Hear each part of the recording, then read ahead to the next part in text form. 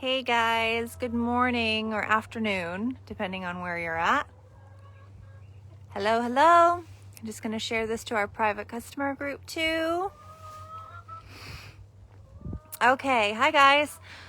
I am currently in my coop area, so I hope that you can see me okay. My internet's really choppy when I'm outside, but wanted to have this discussion today really quick because it's that time where if you've gotten new chicks this spring that you're going to be wondering about how to properly sex them and how to properly set up ratios for either your community cages or your breeding groups or your laying cages, whatever it is, whatever setup that you want to have. So just a couple of newbie topics today. In the subject of vent sexing and feather sexing, there can be some confusion there. And here on our farm, we carry both feather sexable options as well as non-feather sexable options, which are colors that you cannot tell whether they're male or female based on the feather pattern. Those colors will typically be Tibetan, Rosetta, German pastel, and then a couple of other hybrids. Tuxedos, those also have to be vent sexed, and sometimes we'll even get a white or dotted white pop out. Those would also have to be vent sexed. The feather sexable options that we have here are different color variations of the wild type feather variety.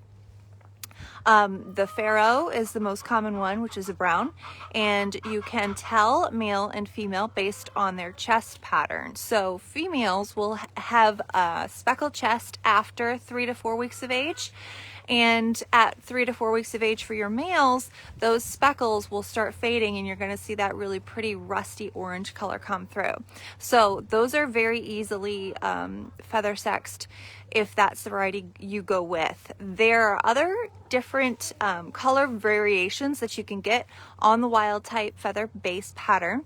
And here we have Egyptians, we have the fairy fee or aka fab fee, which is kind of like a grayscale version of the brown pharaoh. And you might end up getting a couple of dilutes that are just lighter pigmented. They tend to be something that comes out of the German pastel, kind of a cross that you'll get here. So with those, if you guys are really new and you're not sure you're interested in getting into vent sexing poultry, I really recommend you starting with those. Those are part of our designer feather sexable chick variety option that we have. And there's a couple others that you will get within the confetti color mix. Sorry, my girls are being real loud right now. The confetti color mix will also give you some feather sexables outside of that, and those will be pearl or Italian base, and they're usually like a white with some cream here and there, and you'll also get like a gold. You'll get the Italian golds, you'll get the Manchurian golds.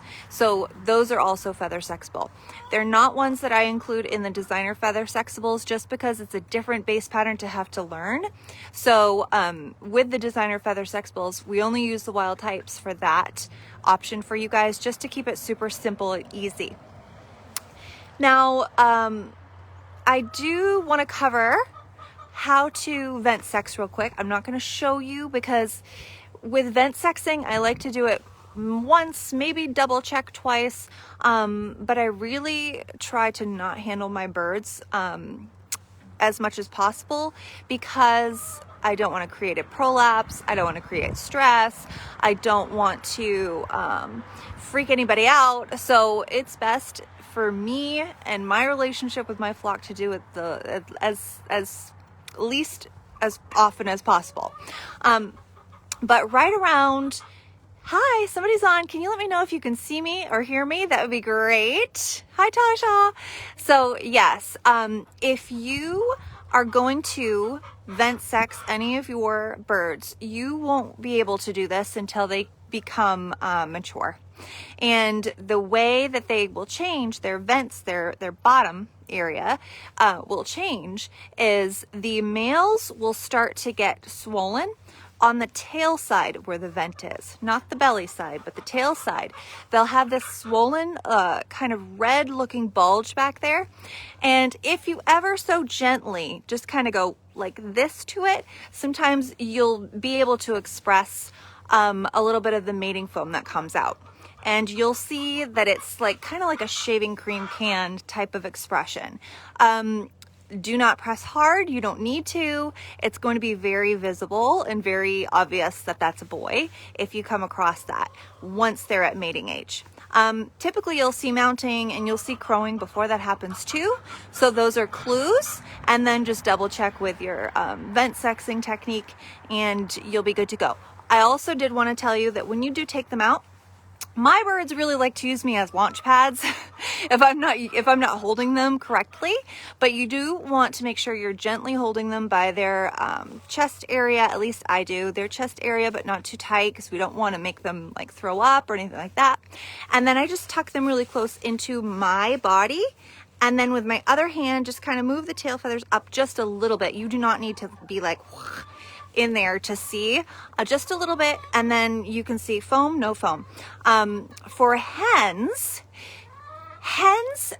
I find take longer for me to be able to tell between male and female, because when you have everybody in a community cage and you have not properly taken out and put in just the proper ratio, and there might be too many males in there at once, those girls are going to tend to be a little more stressed, and they're not going to be relaxed enough to really start laying eggs. Sometimes you'll get a stray egg here and there, but really before you get the ratio worked out, the boys are going to show up first. They'll show up kind of one at a time, not in, one day all of them are crowing and foaming, one at a time.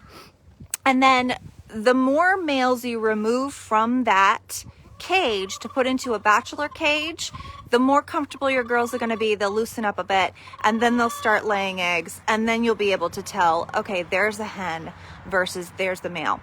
Now, when you vent sex a hen, you may still see foam, and that is because she could have just been bred.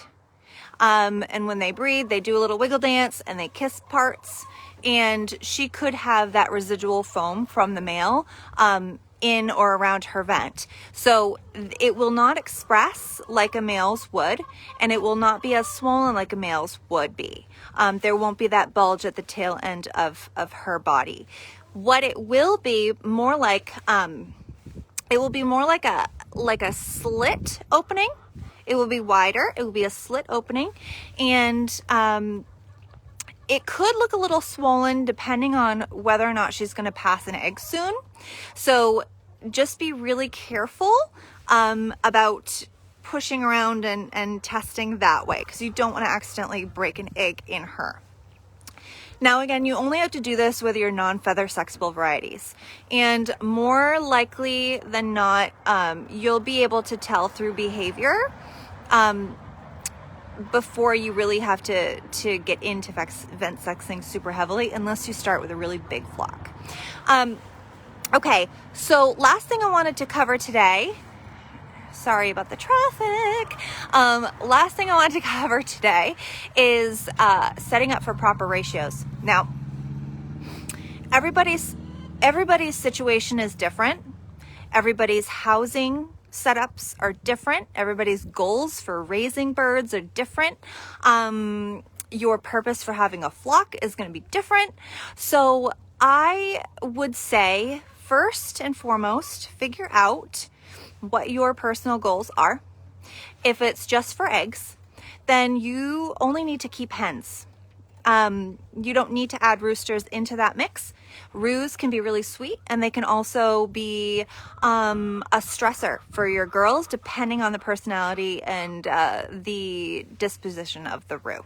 Okay, so if you're only wanting eggs, you can go just with hens. Now, if you're only wanting eggs, but you also want to be able to replenish your own flock by incubating those eggs, then yes, you will have to have a roo in that mix.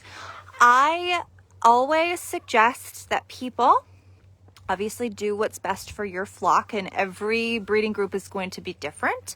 But as a general rule, I always suggest that people don't keep more than one rooster per 5 hens.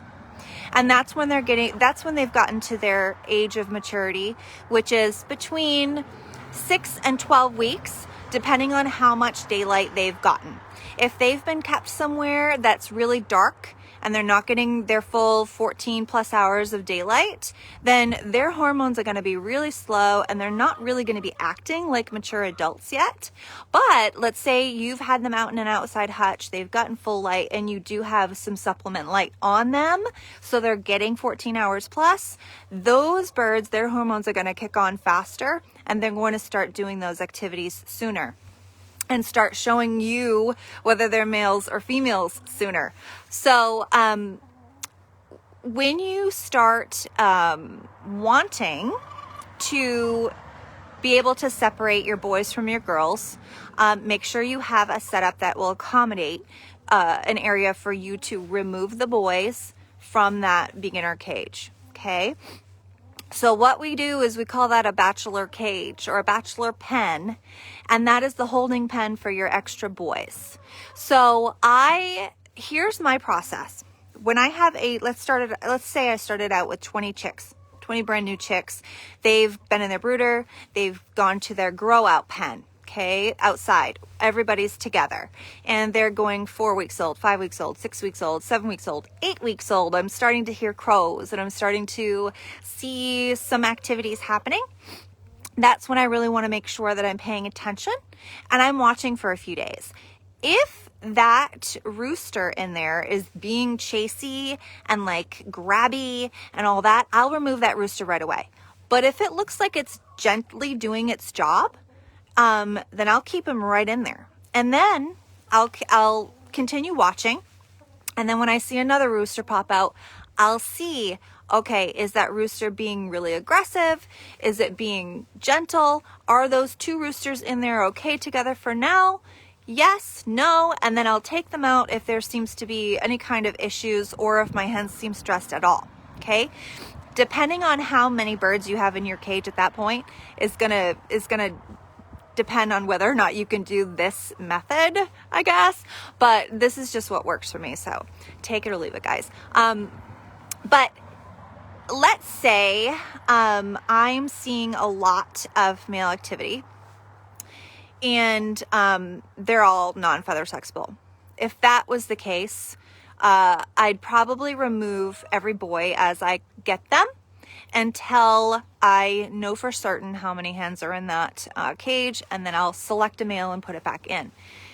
That for me is not incredibly ideal because I don't love reincorporating a rooster once I've removed him. But hold on one second, guys, sorry.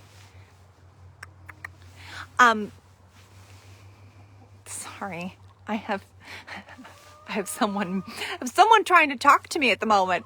Go that way. Thank you.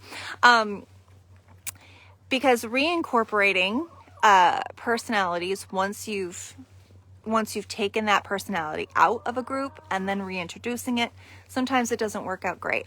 So in an ideal situation, I would love to be able to have removed the roos and know there's still one in there and just have him be the one that's in there, or two that's in there, depending on how many hens excuse me, that I have in that group. Feather sexibles are so much easier to get your ratio right. Right when they start changing color, between 3 and 4 weeks of age, if they go outside or when they go outside, I automatically separate them into a hen cage with my biggest, prettiest roux baby, or 2, depending on how many hens I've got in there. If I have 5 hens or 6 hens, 1 roux would go in, and that would be a breeding group. If I ended up with 10 hens, then 2 of those boys would go in there with those hens from right from the get-go, and those would be my 2 breeding groups in a community cage, or separate if you wanted to separate them out. And then I would have my other leftover boys that I knew were boys in their own cage, and there would be no having to observe. There'd be no, well, other than just watching for aggressive behavior, but no other having to guess which ones are boys versus which ones are girls. And it's not a long, drawn out process in comparison to going with non-feather sexable varieties. Okay, so the last thing I wanted to really cover is people are nervous about bachelor cages because I mean they can go south kind of quickly if you don't know how to manage them. So what I have here, right here, this is a bachelor cage. I've got 10 boys in there right now who are about 7 weeks old, and everybody's getting along great. But I have some tips for that. So the reason why they're getting along great, and the reason why they are, I have had no issues with them whatsoever, is because 1, they are feather sexable. They are fairy fee or fab fee. So I knew exactly who was boys, who was girls before they came outside to the outside hutches. They've been together, only boys, in that hutch since they came out here.